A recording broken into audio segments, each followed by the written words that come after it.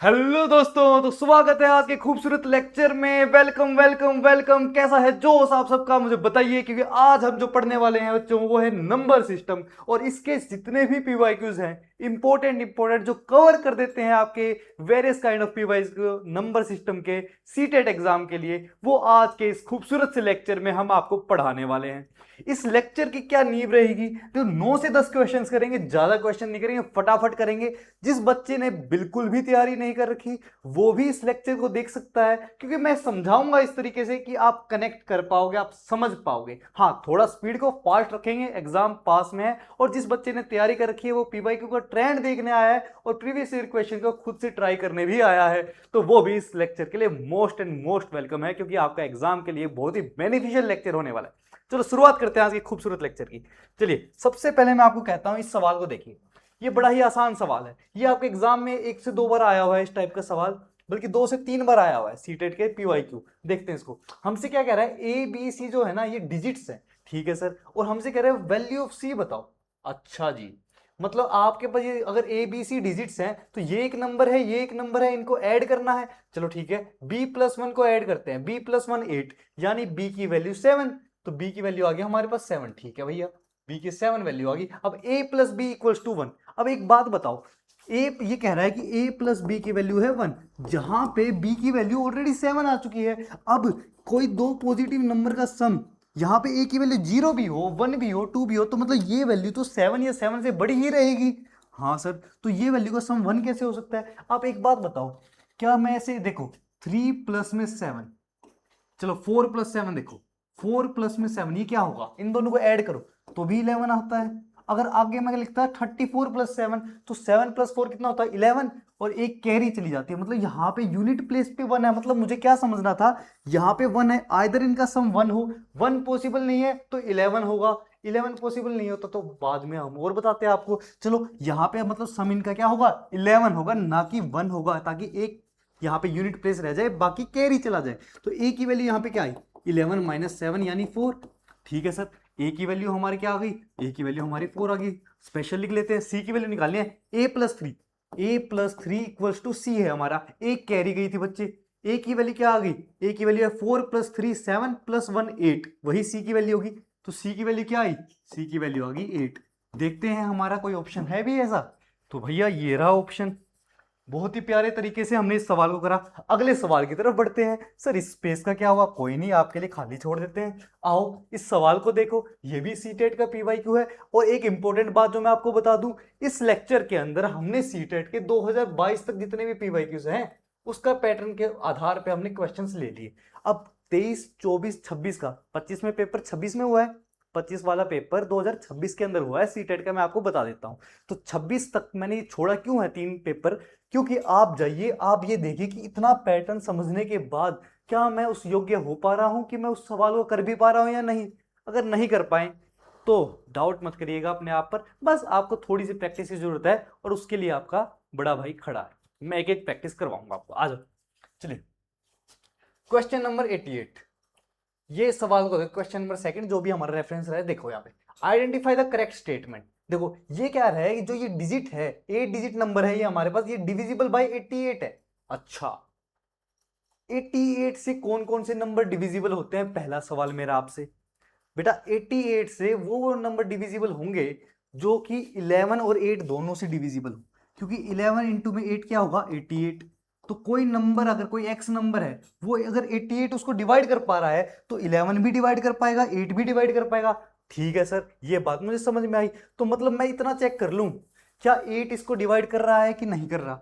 अगर ये कह रहा है कि 88, ये नंबर 88 से डिविजिबल है, तो 8 भी इसको डिवाइड करेगा, 11 भी इसको डिवाइड करेगा। तो 8 को डिवाइड करके देखते हैं आप कैसे। 8 का डिविजिबिलिटी रूल अगर आप भूल गए हैं तो मैं बता देता हूं। 8 का डिविजिबिलिटी रूल कहता है कि आपको कुछ नहीं करना, आपको जो भी नंबर है उसके लास्ट की 3 डिजिट्स को चेक कर लो, क्या वो 3 डिजिट्स 8 से डिविजिबल है या नहीं। अगर वो है तो वो नंबर 8 से डिविजिबल होगा। बट इस सवाल में ही हमसे कह दिया कि 88 से डिविजिबल है ये नंबर, मतलब ये 8 से भी डिविजिबल होगा। तो मुझे सिर्फ क्या करना है, 6 7 y, देखो 6 7 y, इसको मुझे 88, ये 88 इसको, सॉरी 8 इसको डिवाइड कर देगा, 8 इसको डिवाइड कर देगा, 6 7 y 8 इसको डिवाइड कर देगा। चलो डिवाइड करते हैं इसको, इस तरीके से मेथड से करते हैं हम, आपको एक एक बात समझ में आएगी। यहां से आप कितनी आसानी से y की वैल्यू निकाल पाएंगे। देखिए तो कितना आया ये, देखो 8 8 64 64, ये 3 आया, ये 3y। ठीक है भैया, अब यहाँ पे y की मैं ऐसी क्या वैल्यू रखूं कि ये नंबर जो है 8 से डिविजिबल हो जाए। आप जरा सोचिए, अगर मैं y को यहाँ पे 2 रख देता हूँ। अच्छा सर रख देते हैं एक बार, y को एक बार आप 2 रख दीजिए। यहाँ पे 3 आ गया था, यहाँ पे 3 आ गया था, y की वैल्यू में 2 रख देता हूं तो 8 चौक 32। सर ये पूरा का पूरा चला गया। मैंने क्या रिप्लेस किया, मैंने y की वैल्यू को रिप्लेस किया था, किससे रिप्लेस किया था, 2 से। तो y की मेरी क्या वैल्यू आएगी, 2 आ गई। ठीक है भैया, y की वैल्यू हमारी 2 आ गई। अब आगे देखते हैं, अब हमसे कह रहा है कि भाई ये 88 से डिविजिबल है तो ये 11 से भी डिविजिबल होगा, क्योंकि मुझे तो x और y की वैल्यू चाहिए ना ये सोल्व करने के लिए। 11 से भी डिविजिबल होगा। तो 11 का डिविजिबिलिटी रूल क्या कहता है कि आप एक तो इवन प्लेसेस के नंबर देख लो, एक ओड प्लेसेस के। क्या कह रहा हूं मैं, सुनो। 11 का डिविजिबिलिटी रूल कहता है ये जो ओड नंबर ऑफ प्लेसेस है ना, ये वाले, ये इन सबको ऐड कर लो एक बार। अच्छा, इन सबको जो मैंने मार्क किया इन सबको ऐड कर लो। ठीक है सर, ऐड करता हूं, यहां ऐड कर लेता हूं। देखो यहां ऐड कर लेते हैं फटाफट। क्या ऐड करना है, 3 + x + 8 + 7। तो यहाँ ये 15 हो गया, 15 + 3 18, 18 प्लस में x, ये वैल्यू इसको ऐड कर लो। फिर क्या कहता है ये में रूल, ये कहता है फिर जो इवन प्लेसेस है उनको अपना अलग से ऐड कर लो। अरे ये क्या हो गया भैया, ये देखो बच्चे एक बार, हाँ इवन प्लेसेस हैं ये वाले, 0 + 0 + 6 + y, मतलब अल्टरनेट ऐसे। एक बार ये वाला एक एक छोड़ के ऐड किया, फिर जो बचे हुए थे उन सबको ऐड कर लो। तो 0 + 0 + 6 + y, तो कितना आया, 6 + y आया हमारा आंसर। रेड के अंदर वाले देखो, तो 6 + y। ये कहता है कि इवन और ओड वाले प्लेसेस को ऐड करके एक दूसरे में से सब्ट्रैक्ट कर दो। तो अगर वो 11 से नंबर डिविजिबल है तो ये सब्ट्रैक्शन या तो 0 आएगा या 11 का ही मल्टीपल आएगा। चलिए चलिए थोड़ा और सोल्व करते हैं, थोड़ा और लिखते हैं। तो यहाँ पे 18 में से 6 गए तो 12, 12 प्लस में x माइनस में y। y की वैल्यू ऑलरेडी आपको पता है, y की वैल्यू तो 2 आ चुकी है। यस सर, तो 12 - 2 कितना होगा, 10, 10 + x। अगर ये वैल्यू, या तो मैंने क्या कहा था, ये नंबर 11 से डिविजिबल है। क्यों है, क्योंकि ये 88 से डिविजिबल है तो 11 से भी होगा। और 11 का डिविजिबिलिटी रूल कहता है अगर ये नंबर 11 से डिविजिबल है तो इसकी वैल्यू जो इन दोनों को सब्ट्रैक्ट किया है हमने, इवन प्लेसेस को ऐड करके और ओड प्लेसेस को ऐड करके, ये या तो 0 के बराबर आएगी या मल्टीपल ऑफ 11 आएगी। अब देखो मैं 0 के बराबर रखूंगा तो x की वैल्यू नेगेटिव आ जाएगी, यानी ये 0 नहीं है, मल्टीपल ऑफ 11 है। चलो मल्टीपल ऑफ 11 में कोई भी वैल्यू ले लेता हूँ, 11 ले लिया, सबसे क्लोज वही है। हमें तो जल्दी से जल्दी एग्जैक्ट क्वेश्चन को पहुंचना है। तो x की वैल्यू कितनी आएगी, x की वैल्यू होगी 11 माइनस में 10, यानी x की वैल्यू होगी 1। हुए हुए हुए हुए, मेरे पास x की वैल्यू भी आ गई, मेरे पास y की वैल्यू भी आ गई। तो यहां से मैं बड़े ही आसान से 3 टाइम्स ऑफ x की वैल्यू थी 1 प्लस में y की वैल्यू कितनी है 2, आंसर कितना है मेरा 5। क्या मेरा 5 ऑप्शन में है, ये रहा ऑप्शन में। चलो मजा आ गया होगा आपको। एक बार चेयर आ गई मेरे साइड में, इसको थोड़ा सा हटा देता हूँ अगर आपकी इजाजत हो तो। कोई बात नहीं बच्चे, देख लो, बड़ा मजा आया होगा, बहुत बढ़िया तरीके से। चलिए चलिए चलिए चलिए शुरुआत करते हैं अगले क्वेश्चन की। देखो इसको, देखो इस सवाल को, आइडेंटिफाई द करेक्ट स्टेटमेंट। अरे बहुत आसान सवाल है। ये कह रहा है for any two integer x and y, x into में minus y is always negative. एक बात बताओ, कोई भी दो इंटीजर x और y, x into minus y की मल्टीप्लीकेशन, क्या ये हमेशा नेगेटिव आएगा, नेगेटिव मतलब लेस देन 0। आप एक बात बताओ, x की वैल्यू को मैं 2 रख लूं, ठीक है सर, y की वैल्यू को मैं -1 ले लेता हूं। अच्छा, जैसे ही मैंने y की वैल्यू को -1 लिया तो माइनस माइनस तो प्लस हो गया, और ये प्लस इंटू में 2, ये तो पॉजिटिव आ गया सर, ग्रेटर देन 0 आ गया। ये तो स्टेटमेंट गलत है, मतलब ये स्टेटमेंट गलत है, ये आंसर नहीं हो सकता। मुझसे तो करेक्ट स्टेटमेंट पूछिए। हाँ बच्चे, difference of two negative integers can not be positive. दो नेगेटिव इंटीजर्स का डिफरेंस कभी भी पॉजिटिव नहीं हो सकता। अरे क्यों नहीं हो सकता, एक नेगेटिव इंटीजर -1 ले लेता हूं, दूसरा नेगेटिव इंटीजर -5 ले लेता हूं, इन दोनों का डिफरेंस कर देते हैं। ये लो हमने कर दिया डिफरेंस, -1 में से -5 सब्ट्रैक्ट कर दिया, -1 + 5, ये तो पॉजिटिव आ गया सर, +4। तो ये स्टेटमेंट भी बिल्कुल गलत है। अच्छा सर जी, आओ आओ, क्या आपको ये वाली स्टेटमेंट दिख रही है, मुझे करेक्ट स्टेटमेंट नजर आने लग गई, मुझे करेक्ट स्टेटमेंट नजर आने लग गई। देखो, product of A negative integer with A positive integer. अच्छा, एक इंटीजर है नेगेटिव, ठीक है, दूसरा इंटीजर कैसा है, विद पॉजिटिव इंटीजर, दूसरा इंटीजर है पॉजिटिव, कुछ भी हो।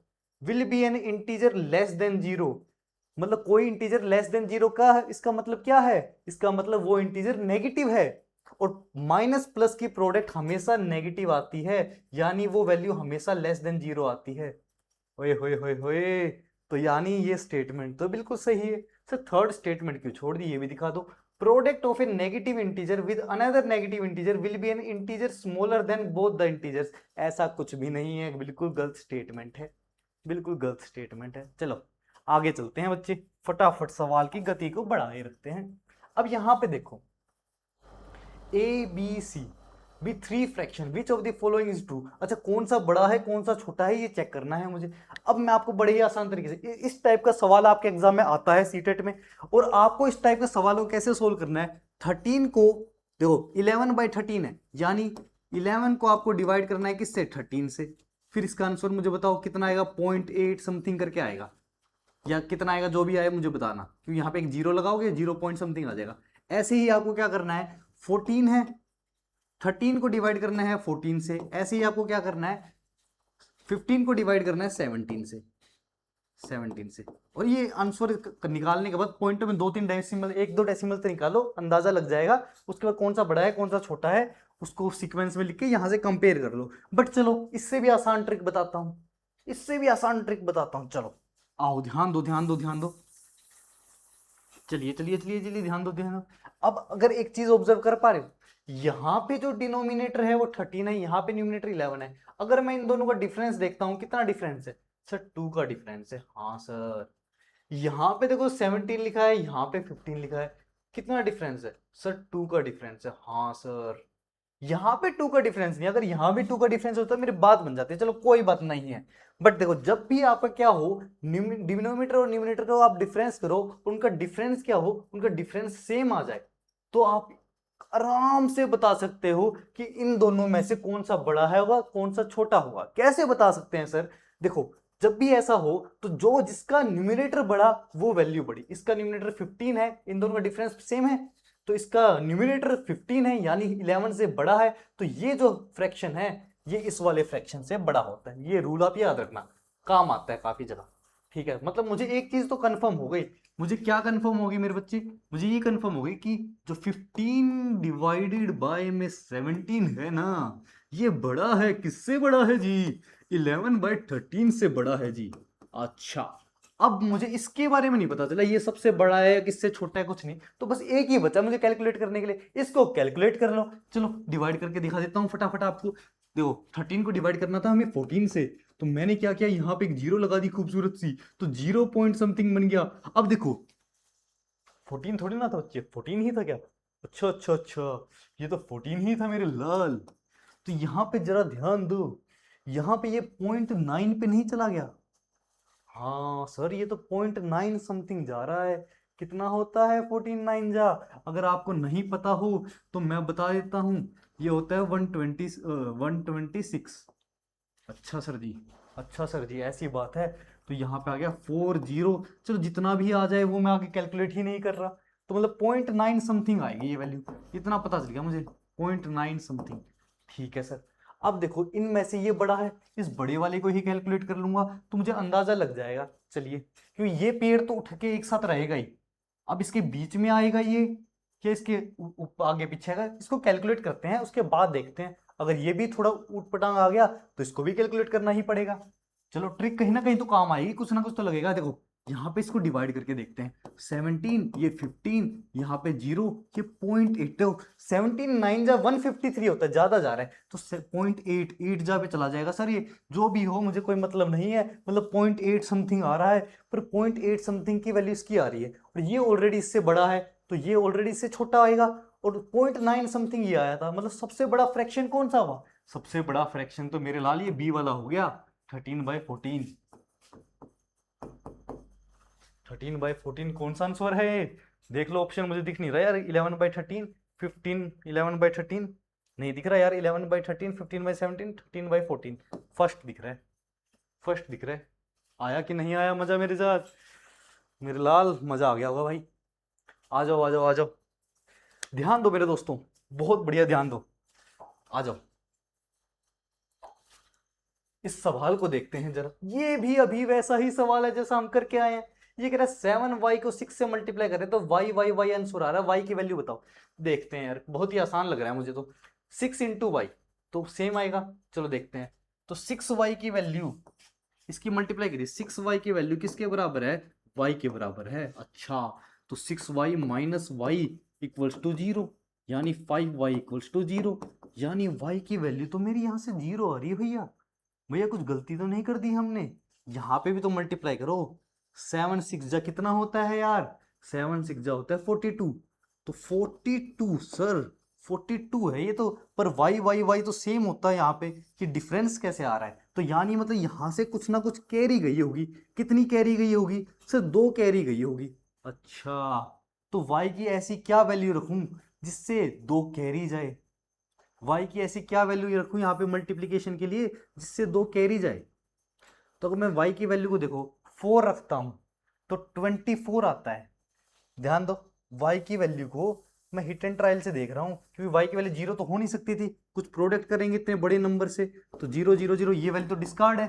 ठीक है, एक बार ऐसे समझ में आया। अब यहाँ पे मैंने देखा 7 6 42, तो मतलब 2 कैरी गई होगी जब तो, वरना सेम रहेगा। जब 2 कैरी जाएगी तो 2 + 2 4 आएगा ना, जब तो 4 4 4 रहेगा। यानी y की कुछ कहीं ना कहीं वैल्यू 4 हो सकती है। तो यहाँ से मुझे आइडिया लगा, तो मैंने कहता हूँ चलो y की वैल्यू को 4 रख के देख लो। y की जगह मैंने 4 रखा, मल्टीप्लाई में 6 है। अब देखो सारी वैल्यू सेम आनी चाहिए, ये y माना था मैंने, तो सारी वैल्यू 4 4 4 आनी चाहिए। मल्टीप्लाई करो, 6 4 जा कितना होगा 24। 2 कैरी गई, गया ना, 7 6 42 और 2 44। Y y y y. आया कि नहीं आया मजा? अरे बेटे ऐसे ही मजा आएगा, मजे ले बस तुम। अच्छा सर जी, तो यहाँ पे ऑप्शन में 4 है क्या भाई? ये रहा भाई, ये रहा भाई की वैल्यू 4। आओ आगे चलते हैं, आ जाओ इस सवाल की तरफ देखते हैं। इस टाइप का सवाल भी पहले आता था, अभी तो रिसेंट में नहीं आ रहा, बट आ सकता है, सिलेबस में है। पहले बहुत आता था और 2017-18 आता है, इंपॉर्टेंट है। इस टाइप के सवाल आते ही आते हैं। सारी सारी वैरायटी ऑफ टाइप्स के क्वेश्चंस आपको हम करवा देंगे, कोई दिक्कत वाली बात ही नहीं है। आ जाओ इन स्टैंडर्ड फॉर्म। अच्छा, पहले तो आप एक काम करो, इसको स्टैंडर्ड फॉर्म में बदलो। ठीक है सर, ठीक है। स्टैंडर्ड फॉर्म में ऐसे एक्सप्रेस करता है। अगर कोई बंदा भूल गया हो तो स्टैंडर्ड फॉर्म क्या होती है, या कोई पहली बार पढ़ रहा है तो मैं उसको बता देता हूँ स्टैंडर्ड फॉर्म। देखो आपके पास कोई भी रैंडम नंबर है, 7 3 7 8 7, ऐसा ही कोई नंबर है। मैं कहता हूँ इसको स्टैंडर्ड फॉर्म में कन्वर्ट करो। इसका मतलब क्या है कि एक डेसिमल हो, मतलब आपको डेसिमल फॉर्मेट में लिखना है इस नंबर को। किसमें लिखना है? डेसिमल फॉर्मेट में लिखना है। और डेसिमल के इस तरफ कौन सी साइड है? Left hand side. डेसिमल के लेफ्ट हैंड साइड में सिर्फ एक डिजिट हो। तो यहाँ पे मैंने 7 है, तो 7 के जस्ट यहाँ पे मैंने डेसिमल लगा दिया। अच्छा, अपनी मर्जी से डेसिमल लगा नहीं सकता। अगर मैंने यहाँ पे डेसिमल लगाया है तो मुझे मल्टीप्लाई भी करना पड़ेगा। कितने से? 10 की पावर कितनी, जितने डेसिमल में उस साइड पॉइंट है। 1 2 3 4 4, 10 की पावर 4। तो ये मैंने इस नंबर को लिख दिया स्टैंडर्ड फॉर्म में। ठीक है, तो आपको समझ में आ गया कि डेसिमल के लेफ्ट साइड में एक डिजिट हो, बाकी इस तरफ कहीं पे भी हो, और 10 के साथ कंपेंसेट कर लें उस गेम को। नंबर चेंज नहीं होना चाहिए, सेम वही नंबर रहना चाहिए। ठीक है, आओ आओ थोड़ी थोड़ी बातें इसमें बताता हूँ, करवाता हूँ। चलिए इस सवाल को देखें, इस सवाल को देखें। इस नंबर को स्टैंडर्ड फॉर्म में लिखना है। चलो पहले इसको स्टैंडर्ड फॉर्म में इधर लिख के दिखाता हूँ। ये नंबर क्या लिखा हुआ है आपको देखो, 0.9 0 0 0, 3 0 बने हुए हैं, 1278। देखो 1278। अच्छा जी, स्टैंडर्ड फॉर्म यानी पॉइंट कहाँ? पॉइंट के लेफ्ट में एक नंबर तो होना चाहिए। पॉइंट तो इधर लिखा हुआ है, इस पॉइंट को इधर सरका देता हूँ। सरका दिया भाई।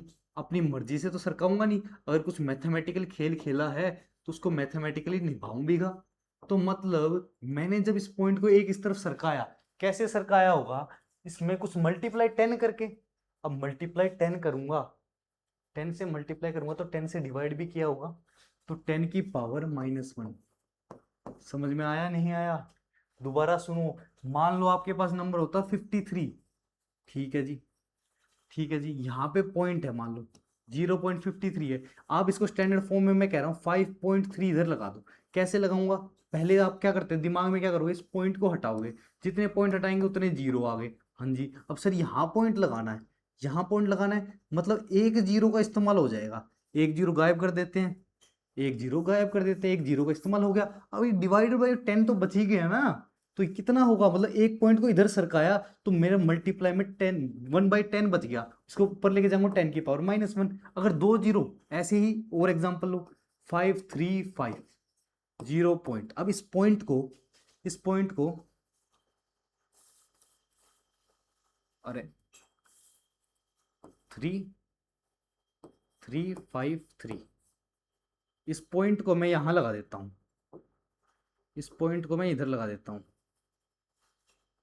0.0353, इतना बड़ा कोई नंबर मैंने ले लिया। अब इस पॉइंट को इधर दो इधर लेके जाऊंगा, तो यानी 3 को इधर लूंगा, मतलब 2 पॉइंट मैंने सरकाया है, 2 पॉइंट मैंने सरकाया है।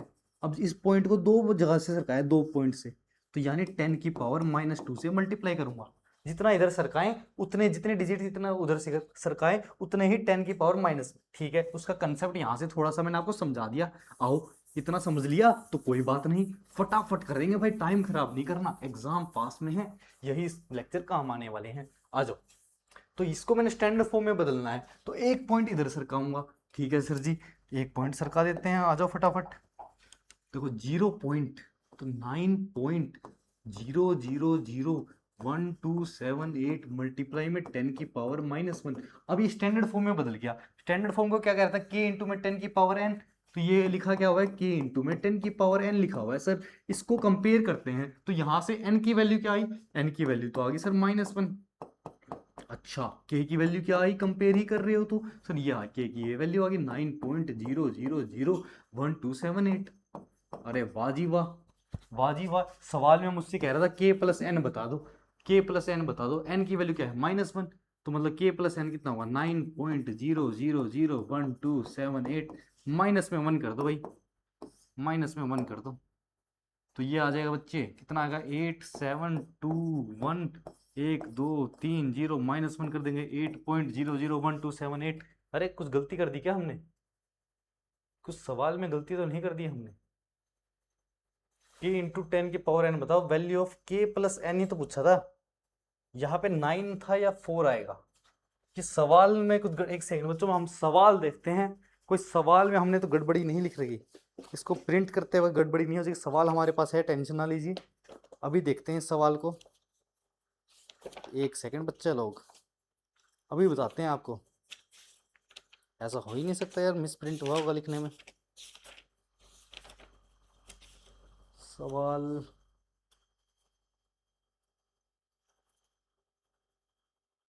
हाँ, मिस प्रिंट ही हुआ है लिखने में।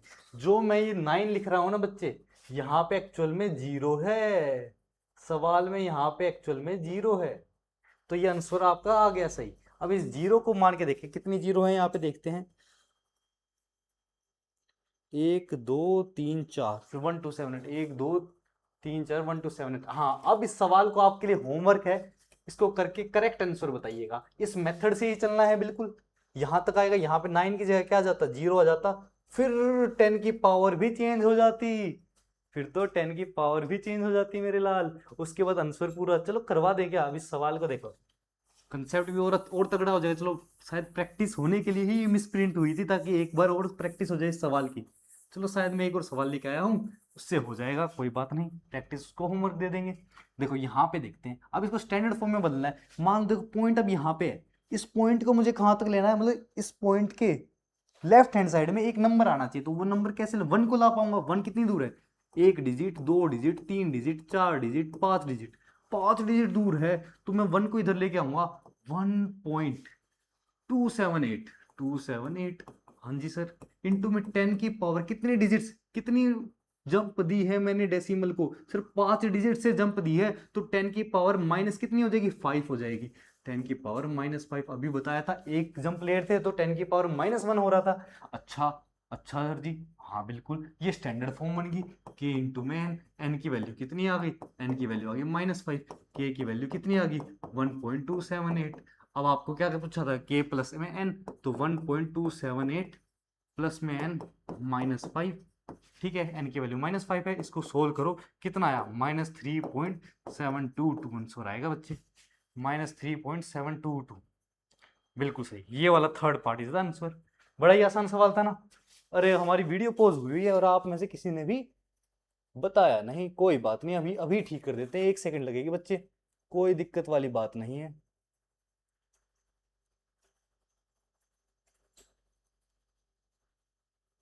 हाँ अब आवाज आ रही है, देख लो हमारा आंसर आ गया था -3.722। चलिए बहुत बढ़िया तरीके से आपने इस सवाल को देखा। इसके आगे हम चलेंगे और आपसे वार्तालाप करते भी रहते हैं साथ साथ, है ना। चलिए चलिए चलिए। The smallest value of y in the number, ये जो नंबर है इस नंबर के अंदर y की सबसे छोटी value so that it is divisible by 11। अभी मैंने आपको 11 का डिविजिबिलिटी रूल बताया था। क्या करना था आपको, कुछ नहीं करना, हर एक अल्टरनेट नंबर्स को पहले ऐड करना है। इसको इसको इसको ऐड करो पहले। 9 + 7 16 प्लस में 8 24। तो 24 हमने ये ऐड कर लिया। इसको सब्ट्रैक्ट कर दो, कहां से, ये बचे हुए जो डिजिट्स इनको ऐड करो।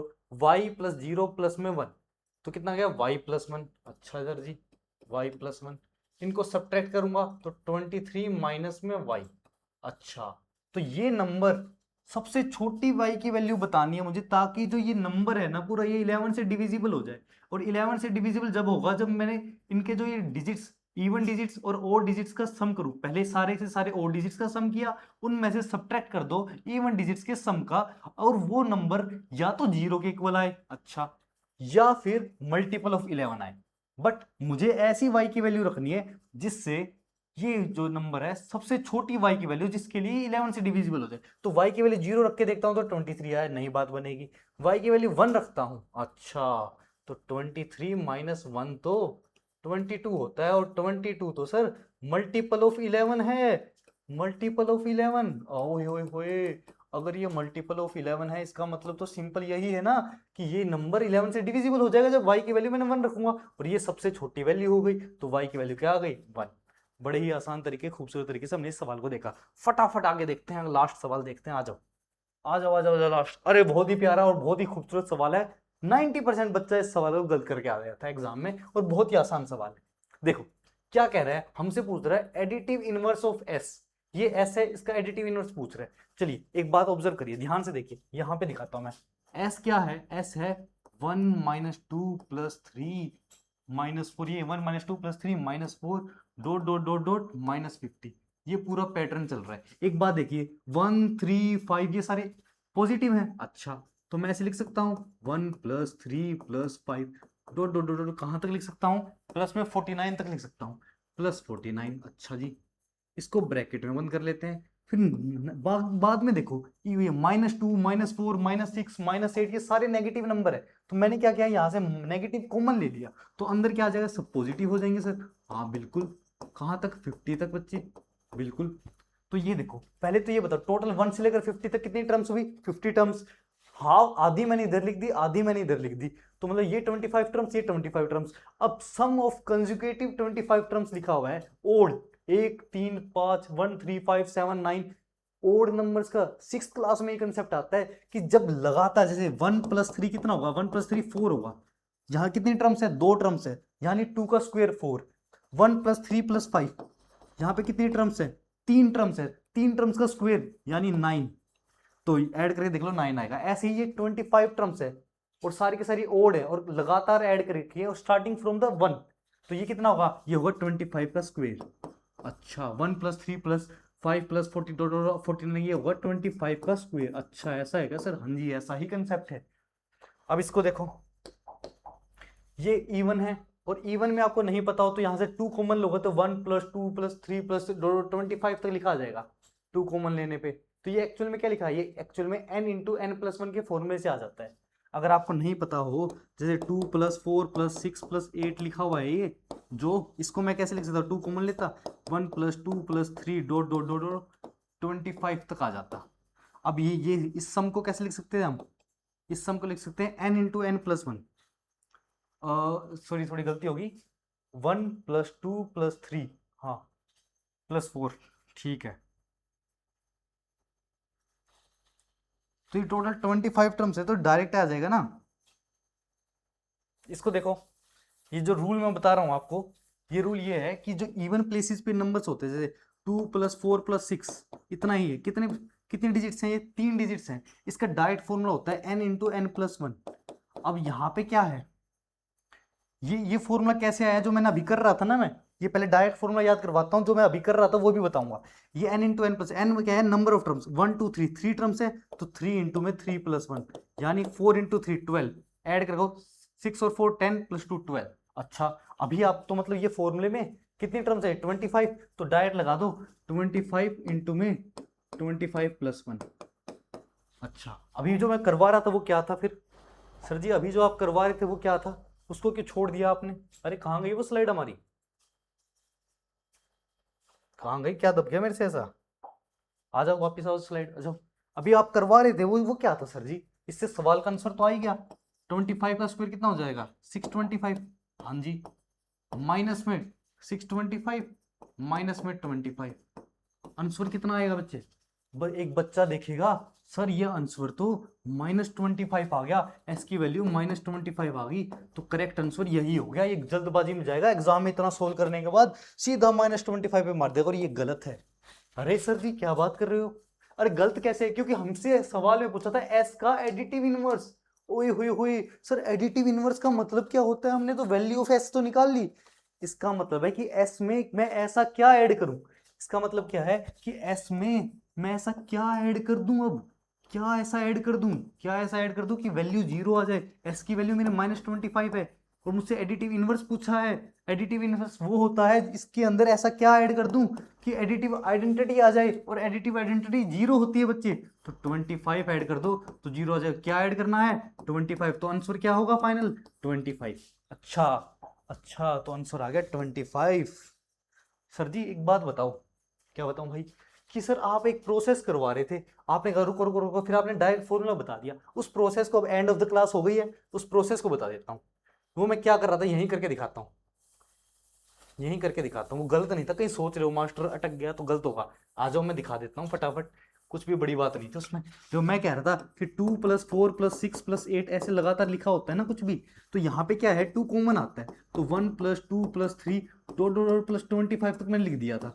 इसके बाद वो n into n plus one, sum of consecutive numbers वाला फॉर्मूला नहीं लिख जाता, n इंटू में n+1 डिवाइडेड बाई में 2 और मल्टीप्लाई में 2, तो ये है ही 2 से 2 कैंसिल हो गया, फॉर्मूला बन गया ना आपका।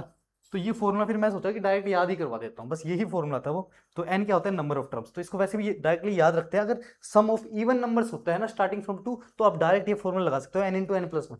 और सम ऑफ ओड नंबर होता है starting from 1, sum of odd number starting from 1, मतलब consecutive odd number starting from 1, तो आप डायरेक्ट जितने भी नंबर है, जैसे टोटल यहाँ पे 25 टर्म्स थी, उसी का डायरेक्ट स्क्वायर करो, वो ये फॉर्मूला होता है, डायरेक्ट आप याद रखो। इसका भी प्रूफ हम बता सकते हैं, कोई दिक्कत नहीं है, बट इसमें अभी हमारे एग्जाम के ऊपर फोकस है, आप उसके ऊपर ध्यान रखिए। चलिए इसके एक सवाल और दिखाऊं, ये होमवर्क दे देते हैं।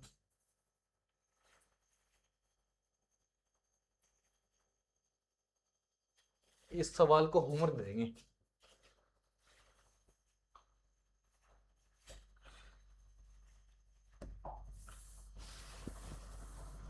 इस सवाल को होमवर्क दो, यूनिट डिजिट नहीं, होमवर्क नहीं यार, ये कंसेप्ट रह जाता। अच्छा मुझे भी लगा कोई कंसेप्ट तो रह रहा है, ये वाला सवाल।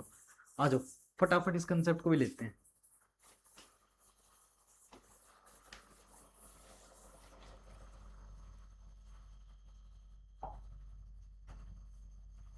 इस सवाल को देखो फटाफट देखो, आ जाओ, ध्यान दो ध्यान दो। ये कह रहा है मुझे यूनिट डिजिट बताओ किसकी, इसकी।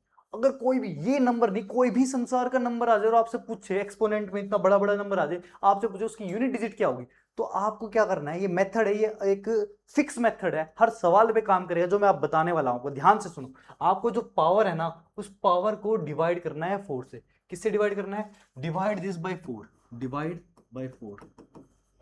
अच्छा सर जी इसको 4 से डिवाइड करना है, ठीक है करते हैं। 2003 को अगर मैं 4 से डिवाइड करता हूं तो मेरे पास देखो, फिर उसके बाद रिमाइंडर देखना है वो क्या आता है। अच्छा 4 से डिवाइड कर देते, 5 चौक 20, और ये जीरो जीरो, देखो ध्यान से, 20 पे गया, फिर जीरो पूरा होता रहा, 3 पूरा होता रहा, फिर जीरो चला गया, अब 3, रिमाइंडर तो 3 बचेगा सर, रिमाइंडर तो 3 बच जाएगा। कैसे बच जाएगा बच्चे, कैसे बच जाएगा? इसके आगे और भी कर लेना, 500 कर लो, ये चार, ये पूरा 2000 हो गया ना, 5 चौक 20, और क्या कहते हैं 2 जीरो, 2000 आ गया, रिमाइंडर कितना बचा है, 3 रिमाइंडर बचेगा, पूरा नहीं कट रहा। तो जितना रिमाइंडर बचे आपका, उसको लिख लो। तो 13 की पावर कितना बचा रिमाइंडर, ये 4 टाइम्स ऑफ 500 प्लस 3। और जो कंप्लीटली 4 की टेबल पे चला गया उसको भूल जाओ, मैं तो रिमाइंडर के ऊपर ही बात कर रहा था। ये लिखने की जरूरत नहीं है आपको, लिखने इसलिए दिखाया कि मैंने इसको ब्रेक कैसे किया है। उसके बाद आपको क्या करना है, सिर्फ और सिर्फ इस पे ध्यान रखना है। अच्छा, जितना उसका रिमाइंडर बचा था, अब इसकी यूनिट डिजिट देख लो। कैसे देखें सर, ये सिंपल सी एक बात लिखी हुई है कि 13 को आप 3 बार मल्टीप्लाई कर दो। अच्छा, और किसी भी मल्टीप्लीकेशन के अंदर जब आप देखते हैं यूनिट डिजिट, क्या करते हैं आप, हर एक का आप वो उठाते हैं, हर एक का आप यूनिट प्लेस उठाते हैं, इनकी मल्टीप्लीकेशन कर देते हैं डायरेक्ट। अच्छा, 3 3 जा 9, 9 3 जा 27। अब जो मल्टीप्लीकेशन करने के बाद आता है ना बच्चों, उसके अंदर आपको यूनिट प्लेस देख लेना है। इसका यूनिट प्लेस क्या है, 7। तो आपका आंसर क्या हो जाएगा, 7। बहुत बढ़िया तरीके से इसका हमने आंसर कर दिया। तो आई होप आपको ये क्लास बहुत अच्छी लगी होगी। ऐसी ही क्विक क्लासेस के लिए मुझे फॉलो करें, सब्सक्राइब करें। और जिस टाइप का आपको लॉन्ग लेक्चर चाहिए, बिल्कुल बेस से लेक्चर चाहिए, जिस टाइप के लेक्चर चाहिए मुझे कमेंट सेक्शन में करिए, बताइए। आपकी ही डिमांड पे सारे काइंड ऑफ लेक्चर्स बनेंगे। जय हिंद, जय भारत।